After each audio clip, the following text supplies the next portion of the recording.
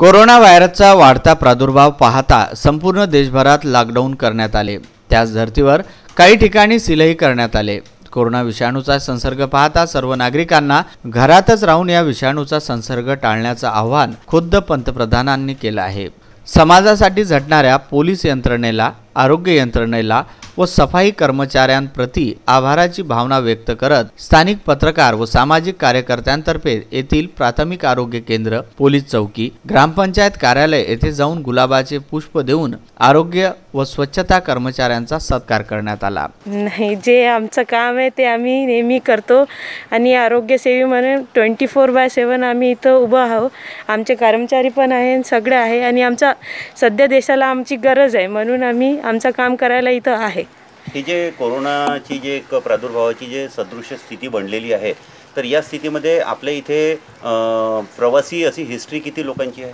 असे एकूण 74-75 लोक आहे आणि येऊनच म्हणजे जवळपासच्या इलाक्यातून येऊन राहिले। त्यांना व्यवस्थित मार्गदर्शन करून त्यांच्या म्हणजे जर जास्त त्यांना धोका असेल तर आम्ही त्यांना ठप्पा लावून होम क्वारंटाईन करत आहोत। यावेळी सहाय्यक पोलीस निरीक्षक निशांत फुलेकर व सहकर्मी तसेच वैद्यकीय अधिकारी डॉक्टर इशरत शेख, राजेश पडोळेसह कर्मचारी यांना पुष्प देऊन त्यांच्या सेवेबद्दल आभार व्यक्त केले।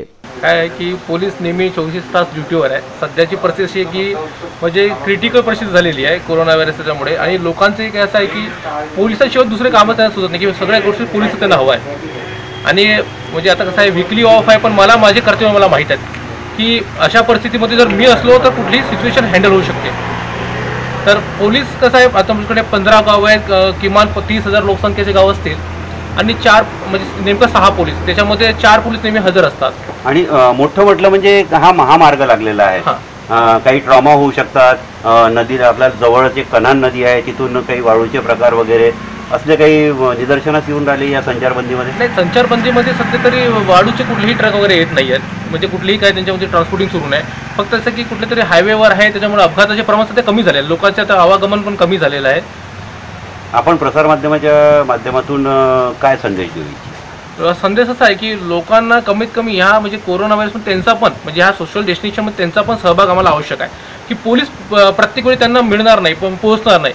हा त्यांचं कर्तव्य की सगळ्या गावांनी त्यांची गावबंदी करावी, बाहेरच्या लोकांना त्यांच्या गावात येऊ देऊ नये। जर कोणतरी असं गावात आलेलं आहे तर त्यांची सगळ्यात अगोदर पोलिसांना माहिती द्यावी। आपल्याकडे जवळजवळ 29 गाव आहे, 50,000 पॉप्युलेशन येते आपल्या गावामध्ये। आतापर्यंत आपण आशाच्या मार्फत सर्वे केला आणि आपल्या आरोग्य कर्मचाऱ्याच्या मार्फत सर्वे केला, त्या अंतर्गत 137 अशी लोकसंख्या आढळली जे आपल्या जिल्ह्याच्या बाहेरून आपल्या कार्यक्षेत्रामध्ये परत आलेली आहे होमगावी।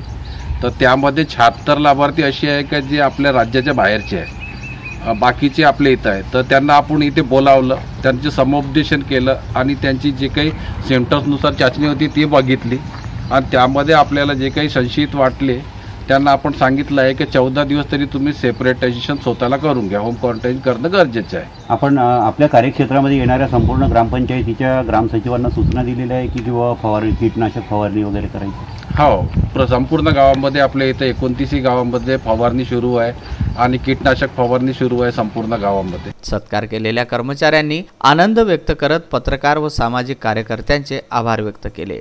विदर्भ न्यूज करिता नागपूर येथून पियुष झुंझुवाडिया।